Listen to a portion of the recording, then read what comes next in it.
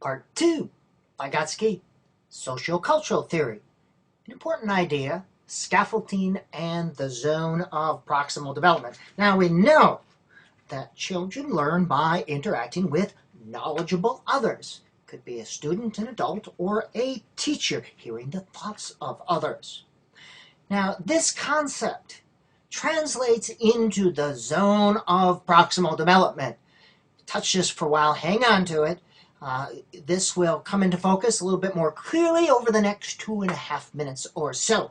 The zone of proximal development is that place between where a child can do a task independently and the task is so hard it frustrates the child.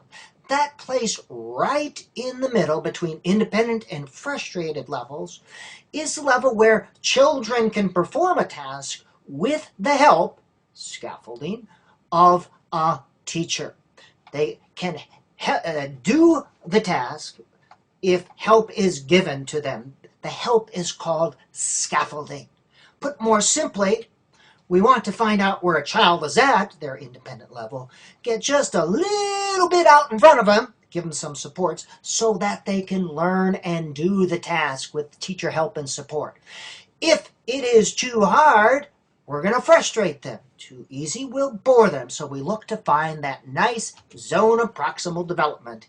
Yet another visual aid for you, scaffolding. Cannot solve a problem? Can solve a problem independently. This nice place in the middle. So children learn by getting just a little out in front of them, providing the scaffolding necessary, and I'll give you some examples of this in video number 3. And eventually they internalize the scaffolding and they can solve the problem or do the task independently. Scaffolding, a major teaching concept that you will be using, whether you're coaching, teaching, or trying to get anybody to learn any tasks. Too easy? Boredom. Too hard? Anxiety, frustration. Find that place right in the middle, zone of proximal development. Now, here's one of the issues. If children were standardized products, this would be easy, wouldn't it? If everyone was the same, but they are not.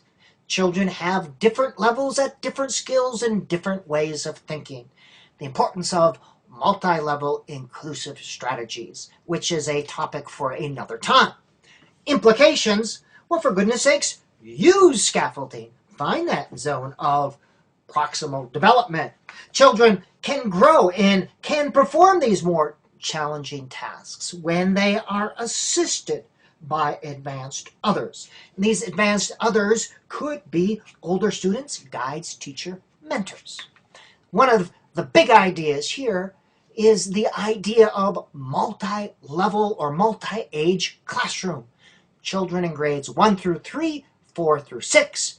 You create learning experiences where there's social interaction, collaboration, or cooperative learning, and the talk that naturally occurs between more advanced and less advanced children, that creates a sort of scaffolding or structure whereby they can learn the skill.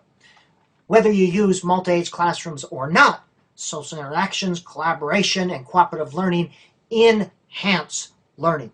So learn to incorporate them, again, a topic for another day, into your teaching and thinking. Another topic is this idea of cognitive modeling. Cognitive modeling is simply thinking out loud when you are faced with a problem. When you are teaching a skill, as a teacher, you think out loud. Let's see, what should I do here? I know I did this, so I should, all right, thinking out loud. Also, when you are using problem-solving activities in your class, and hopefully you are using problem-based learning at some point, the importance of putting children in pairs or small groups so they can hear the thinking of others. That is how they learn. Remember, thinking happens from the outside in. Hearing the thought processes of others is important. This is the end of part 2, where we looked at scaffolding, the zone of proximal development, important concepts to have when teaching a skill of any kind.